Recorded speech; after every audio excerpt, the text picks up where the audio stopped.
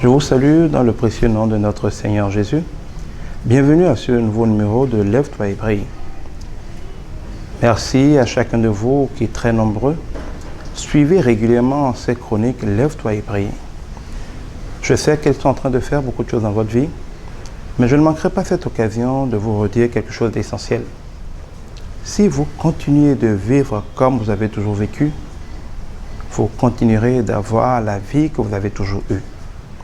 Les mêmes causes produisent toujours les mêmes effets. La seule manière de changer votre vie, de changer les résultats de votre vie, de changer la qualité de votre vie en couple, de changer votre niveau de prospérité, de changer le succès dans vos affaires, quoi que vous fassiez, la seule manière d'avoir des résultats différents, c'est de faire les choses différemment. On ne peut pas continuer de penser de la même manière. On ne peut pas continuer de parler de la même manière. On ne peut pas continuer d'agir de la même manière. On ne peut pas continuer de ne pas faire ce qu'on ne faisait pas et espérer que, comme par miracle, les choses ont changé. Même si vous êtes un croyant et que vous priez, si vous ne changez pas votre manière de faire, vous ne changerez jamais les résultats. Dieu lui-même nous parle de ce qu'on appelle la repentance. La repentance n'est pas le fait de faire des actes de contrition, de dire « Mon Dieu, pardon, j'ai péché ». Dieu s'en fout du bavardage. Dieu appelle cela des vaines paroles.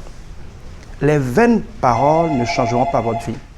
Dieu vous dit que vous ne devez pas vous imaginer qu'à force de répéter des vaines paroles, je crois dans Matthieu 6, 7, qu'à force de répéter des vaines paroles, vous finirez par changer votre vie ou que vous finirez par être exaucé. Les vaines paroles ne peuvent rien faire pour changer votre vie. Dieu dit que si le peuple sur lequel son nom est invoqué, donc les gens qui le connaissent, les gens qui le prient, les gens qui attendent qu'il agisse, si ces gens-là se répandent et changent de voie, changent de comportement, alors il les bénira. Se repentir, c'est arrêter de progresser sur le chemin où on progresse, sur le mauvais chemin. C'est s'arrêter, faire le point et changer de chemin. C'est s'arrêter et revenir dans la bonne direction. Dieu dira d'ailleurs que sa main n'est pas trop courte pour nous bénir. Son oreille n'est pas trop dure pour nous entendre, mais que ce sont nos comportements, ce sont nos péchés qui nous empêchent de recevoir la bénédiction. Si nous changeons de chemin, si nous arrêtons de faire les mauvaises choses, et si nous commençons à faire les bonnes choses, Dieu est capable de nous bénir.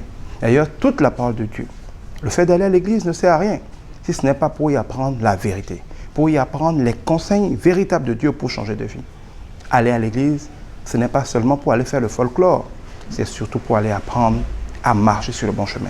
C'est apprendre à s'arrêter sur les mauvais chemins et à revenir prendre les bons chemins. C'est cela la vraie repentance.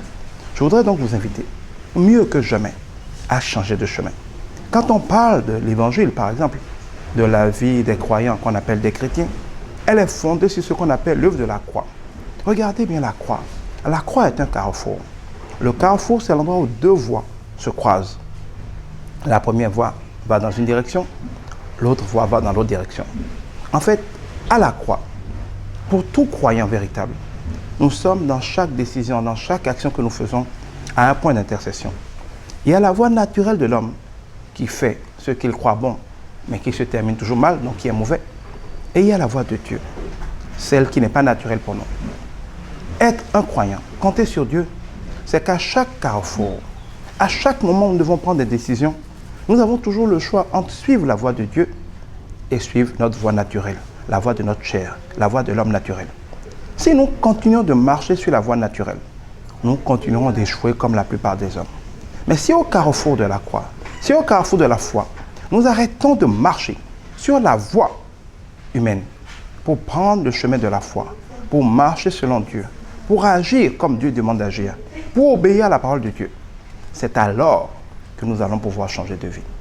C'est pour ça que Jésus dira même à ceux qui le prient, à ceux qui croient en lui, qu'il faudra chaque jour se charger de sa croix pour venir après lui.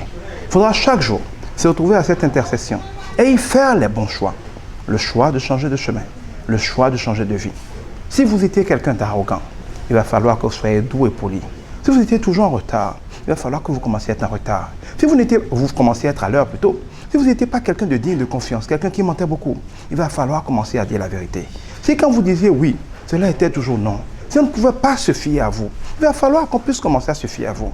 Si vous étiez quelqu'un de paresseux, il va falloir commencer à vous réveiller tôt, à travailler. Si vous étiez quelqu'un qui abandonne facilement à la moindre difficulté, il va falloir être davantage téméraire. Si vous étiez quelqu'un qui est toujours en train d'hésiter, qui ne peut jamais prendre des décisions, qui balance toujours en deux options, pendant que le temps s'écoule, quelqu'un qui ne prend jamais de résolution, il va falloir vous rappeler qu'à vos résolutions, le succès répondra. Si vous étiez quelqu'un qui comptait sur cette diplôme, alors que le diplôme ne peut sauver personne, il va falloir apprendre à faire concrètement quelque chose, le faire pour vous en sortir. Il faut changer de manière de vivre, il faut changer de manière de penser, il faut changer de manière d'agir si on veut changer sa vie.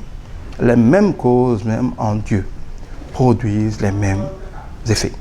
Dieu nous dira qu'au jour du bonheur, nous devons nous réjouir, mais qu'au jour du malheur, nous devons méditer nos voies. Quand ta vie ne donne pas des résultats qui te plaisent, il faut t'arrêter et faire le point de ta manière de vivre. Il faut t'arrêter et voir comment tu te comportes. C'est généralement dans ce que tu fais, c'est généralement dans ta manière de penser, c'est généralement dans ta manière de parler que tu sèmes ta vie. C'est ce que tu as semé par ta manière de vivre que tu récolteras toujours dans ta vie. Tu ne peux pas semer la même chose et récolter des choses différentes. Tu ne peux pas vouloir changer de récolte sans changer de semence. Envier les autres, convoiter les autres, être jaloux, n'y changera rien. Changer de manière de vivre, c'est la seule manière de changer de vie. Et je voudrais encore te rappeler que Lève-toi et brille a été conçu pour t'aider à savoir qu'est-ce que tu dois changer, comment tu dois changer, qu'est-ce que tu dois choisir comme nouvelle option si tu veux vivre heureux. Lève-toi et brille, tu l'as tous les mercredis, tous les jeudis, tous les vendredis. Et tu peux en avoir aussi copié en m'écrivant. Tu as mes contacts WhatsApp, c'est le 96 44 22 22. Mais n'oublie pas, les mêmes causes produisent les mêmes effets. Pour changer de vie, il faut changer de manière de vivre. Pour avoir une vie meilleure, il faut vivre de façon meilleure. Si tu continues de faire comme tu as toujours fait, quelle que soit ta manière de prier, tu auras toujours les mauvais résultats que tu as toujours eus. Que Dieu te bénisse.